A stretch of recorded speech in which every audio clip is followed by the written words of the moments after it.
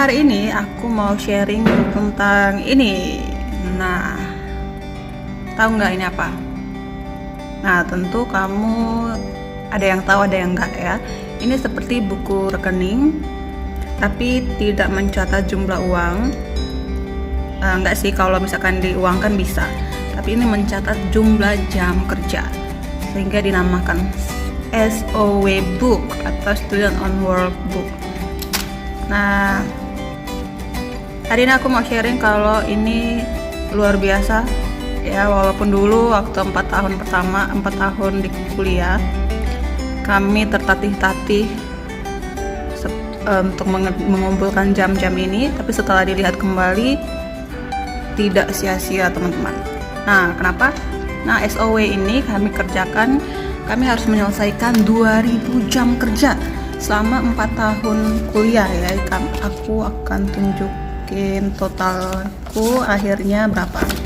Di sini di endingnya di tanggal 9 November aku selesaikan ketentuan, jadi aku dapat 2206 jam. Nah, setelah selesai dapat total itu, kita akan dikasih sertifikat. Sertifikat itu dipakai untuk melanjutkan pendidikan, enggak juga. Sertifikat itu dipakai untuk mengambil ijazah. Nah, selama mengumpulkan 2000 jam ini kami mengerjakan 2 jenis ya pekerjaan. 2, ada admin dan juga ada teaching. Karena kami guru, jadi ada admin dan teaching. Untuk beberapa jurusan mungkin admin aja. Nah, lalu ada persentasenya, ada dibagi-bagi sesuai dengan ketentuan. Lalu pada akhirnya total jam harus 2000 ya. Jam admin lebih besar sedikit kayaknya dari jam teaching.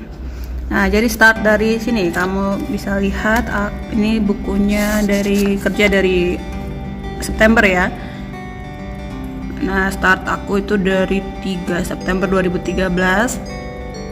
Jadi setiap pos atau setiap bagian admin dan teaching itu ada yang namanya ini PIC, SPV, seperti itu ya. Lalu kita juga ada absensi dari mereka sediakan absensinya, jadi itu jadi bukti untuk di input. Valid nggak gitu, kalau nggak ada tanda tangan SPV dan PIC itu nggak valid ya.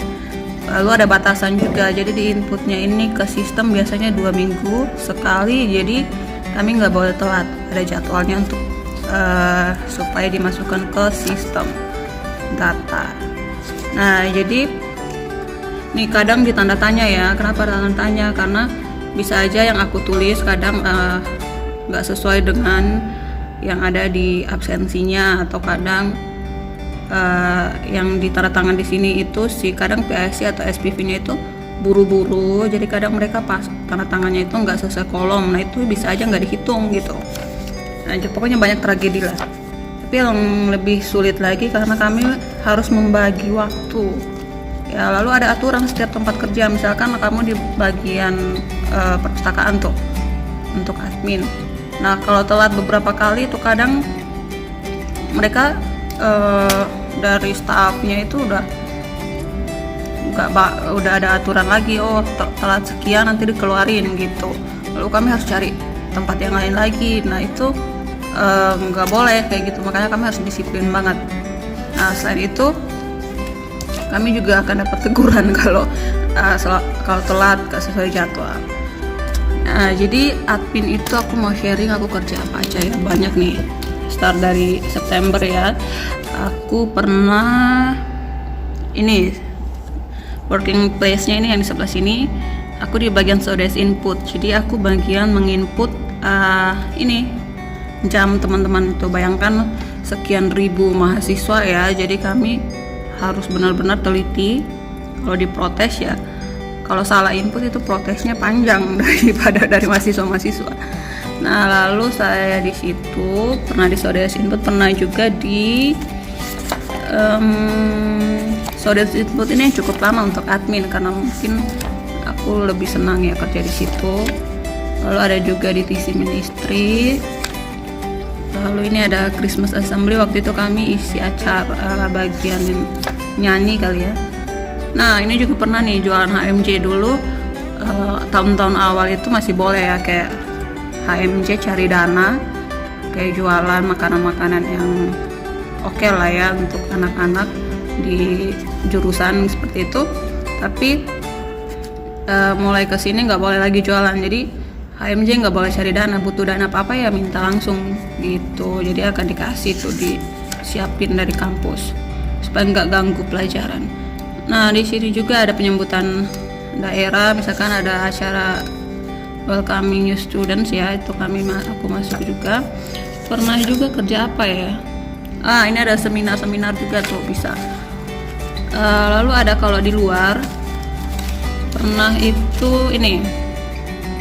Kalau di luar itu kadang kasih ada absensi khususnya, jadi kami harus bawa juga dengan absensinya juga, karena kan kalau di dalam absensinya dipegang sama SPV gitu ya, jadi ada salinan. Kalau dari luar kan kita nggak ini. Nah ini yang di luar, waktu itu aku pernah data aset RSUD ya, Siloam. Wow, itu pekerjaannya dahsyat waktu liburan tuh. Jadi di liburan pun kami menggunakan waktu untuk itu. Data aset pertama itu di Siloam Hospital, selalu kedua aku dipindahin ke RSUD. Jadi masuk ruangan gitu ya, ruangan mayat, ada juga ruangan pasien gitu-gitulah. Nah itu admin, selain ada juga kepanitiaan dan lain sebagainya.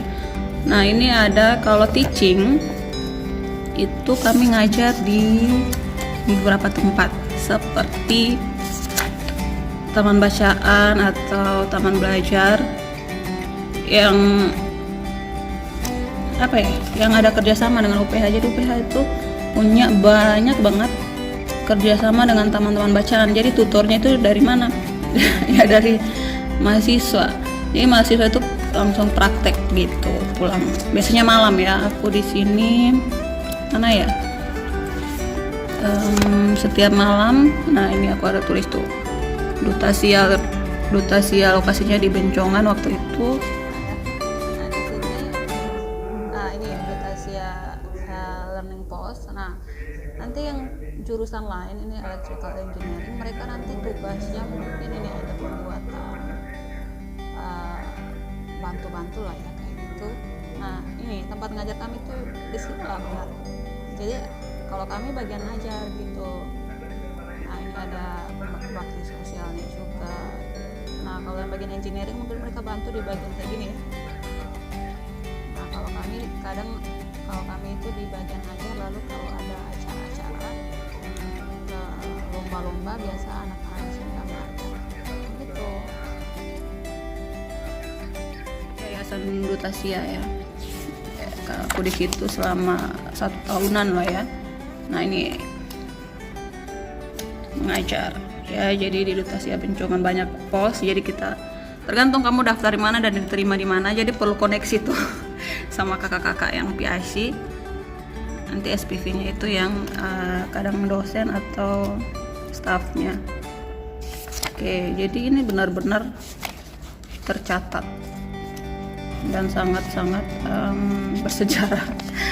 Nah di endingnya, ini kami pernah acara apa ya, penampilan. Nah kamu kalau pernah lihat di UPH itu kami kadang ada human configuration, itu kami butuh begitu banyak manusia ya, jadi semua mahasiswa kayaknya di situ nanti membentuk untuk biasanya closing acara welcome new students. Pas closingnya itu acara besar ya, biasanya human configuration di situ.